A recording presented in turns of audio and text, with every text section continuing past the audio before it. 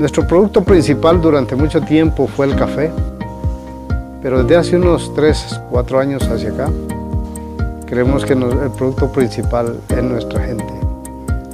En función de eso, trabajamos ahora en un concepto de semilla humana, de finca humana, y eso es lo que nos ha dado en los últimos años la razón de ser de Consa.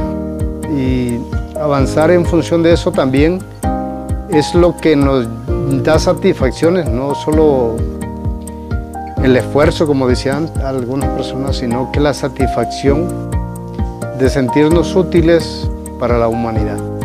La finca humana es un cambio de mentalidad. Hasta la Biblia nos habla en Romanos 12, capítulo 2, que cambiemos nuestra manera de pensar para que cambie nuestra manera de vivir.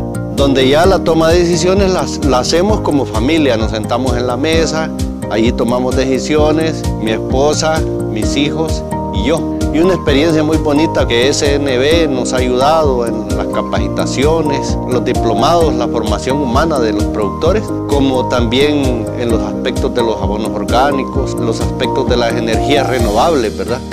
Esos cambios generacionales que debemos de ir logrando poco a poco para que esto esté en el tiempo y en el espacio. El aspecto de las capacitaciones es importante, ¿verdad? Donde se forma la conducta del individuo, ese cambio de actitud, nuestra manera de pensar y nuestra manera de sentir. Pues me han impactado todas.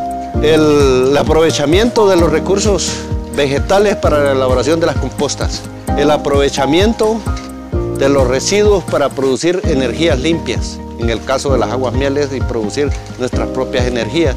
Todo es importante lo que SNB ha venido a aportar.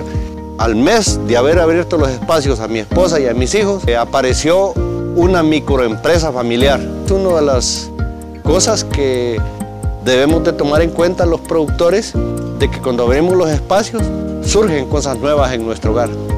Pues uno los he puesto en práctica haciendo la réplica, ¿va? Capacitando a otros productores y que se den cuenta de estos temas que vienen a beneficiarnos, tanto en la parte ambiental como la parte social y la parte de nuestra familia, ¿va? Y entender de que todos somos un equipo, que somos como un engranaje para nuestra empresa. Empecemos a poner en práctica todo lo que aprendemos en las capacitaciones. Se empieza a promover una agricultura sostenible, amigable con el medio ambiente, y se ejerce una parte social y vienen a cumplirse lo que son los equilibrios de la agricultura orgánica, que el primer equilibrio es esa buena relación que tenemos con Dios, nuestro Creador, pero la incorporación de nuestra familia en el proceso. El otro equilibrio, empezamos a darnos cuenta de todos los recursos naturales que tenemos alrededor de nuestra finca y empezamos a usarlos en una forma racional sin provocar desequilibrios.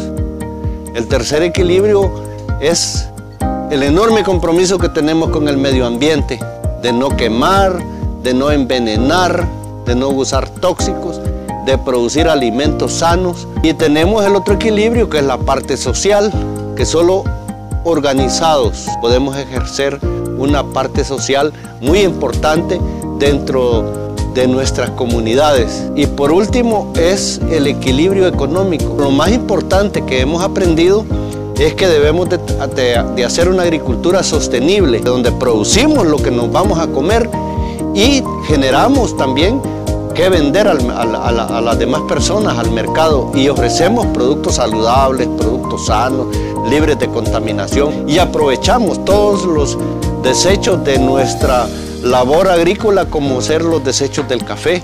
Aprovechamos la pulpa, las aguas mieles, aprovechamos todo lo que es, que nosotros le decíamos antes que era basura, que era desecho, ahora es un potencial muy rico en nutrientes para devolvérselos al suelo.